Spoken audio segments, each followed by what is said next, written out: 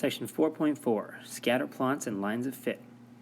A scatter plot, like the one that we have here on the right, is a discrete graph that shows a relationship between two data sets.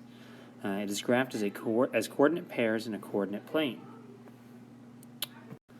And so you can see here in this example we have the data set which has the husband's age and the wife's age, so a bunch of information here. So for example, this point right up here indicates a husband's age, it looks like around 54 or so, and a wife's age of around 62, something like that. So wife's a little bit older than the husband in that case. Here we have husband is about 70, wife is about 55, something like that. So all of these points correspond to different couples. And this is certainly not a function, but we're not interested in it as a function or a relation. We're interested in it as telling us a general picture. And so what we do is we can draw in a line of fit.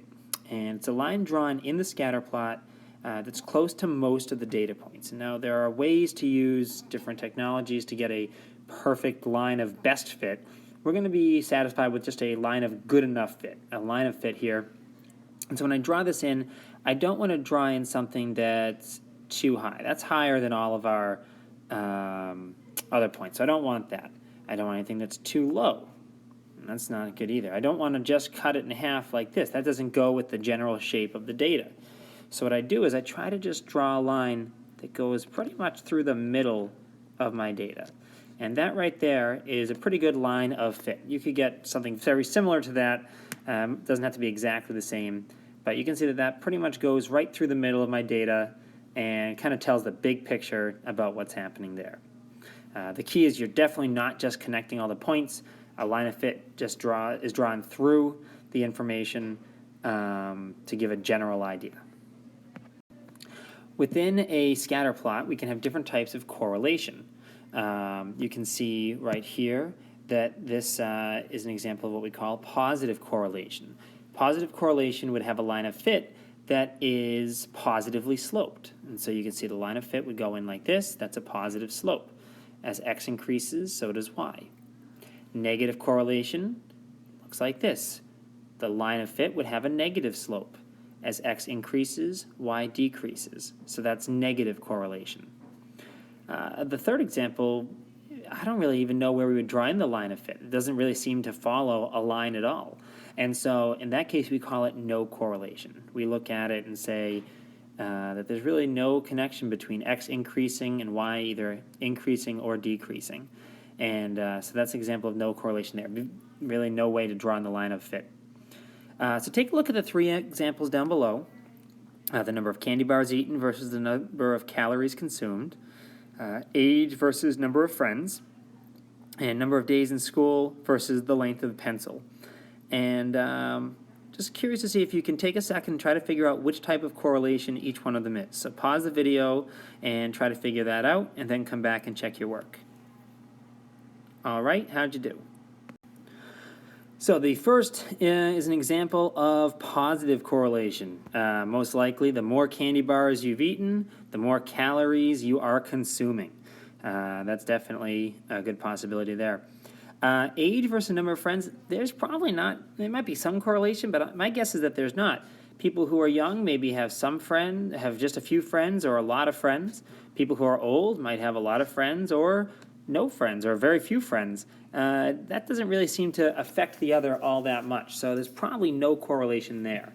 If anything, maybe you could say that the longer you live, the more friends you make, but and then maybe that's a little positive, but I could see how it could possibly be no correlation as well. And the more days you spend in school, the more you use your pencil, hopefully. So your pencil would start to wear down, and you'd have to keep on sharpening it, and it would get shorter and shorter. So that would be an example of negative correlation. The longer you're in school, the shorter your pencil is. All right, so that's an example of correlation. Let's see the different little variations on these three types of correlation. So correlation can show us the relationship that exists between two different data sets, and it can be at different levels. So positive correlation we know would increase as we go from left to right, like both of these are. However, one of these, the example on the left, is really perfect. It is totally linear. That's complete, perfect positive correlation. That's really, really nice. The high positive correlation, well, that's because these are pretty close together, but it's just not perfect. It's a little bit easier to see when we compare that to low positive correlation.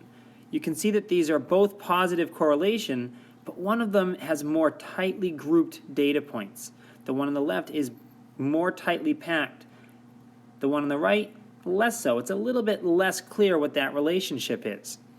In fact, if your positive correlation gets so low, it can turn into no correlation, where there's no discernible information. There's no clear pattern you can spot. Then you start to move in the other direction, where you have low negative correlation. Definitely seems like we are moving in this direction, down from left to right, but it's not really tightly packed. As you move to high negative correlation, then it's a lot better. Definitely looks even more like a line. And you can guess where we're going next. That's right, perfect negative correlation. This is completely linear. It'd be very easy to get the line of fit because the line of fit would go through all of those points. So you definitely can have strong versus weak. Strong correlation is also called high correlation, and that can be true for either positive or negative. So just so that when you were comparing scatter plots, you can take a look to see if it seems to be very high or low correlation. All right, last thing here is, why do we have this line of fit? What good does it do? Well, here's an example of a scatter plot that shows the temperature outside in Celsius and the amount of ice cream sales done at a local ice cream shop. You can see that as the temperature gets higher, meaning it gets warmer outside, the sales generally go up. This is an example of positive correlation. It looks pretty strong. It's not perfect, but it's pretty strong because the points are all very close to that line of fit. And what this line of fit can do is it can help us make predictions. You can get a couple of points that are on the line to write the equation in slope-intercept form. And then what you can do is you can figure out predictions based on what you would expect to happen. For example, if it's going to be 20 degrees Celsius outside, follow that up to the line, see that that's this point right here, and follow that across, and we might expect that that's going to be somewhere between 400 and 500. So we could estimate $450. That would mean that if it's 20 degrees outside Celsius, this ice cream shop can expect to make $450 in sales. Now, it's possible they sell more, it's possible they sell less, it's possible it's right on the nose. But it's a pretty good estimate based on the fact that we have a pretty strong correlation here. Similarly, if you wanted to know how hot it had to be to make $700, what you'd have to do is you just have to take the $700 and extend it all the way out. It looks like it would probably go to right around here, which if you went all the way down is probably around 28 degrees Celsius. Now it's up to you to figure out how hot that is in Fahrenheit, but that's the general idea that we're looking at there. All right, so I hope now you see where you can use a line of fit and how valuable scatter plots are.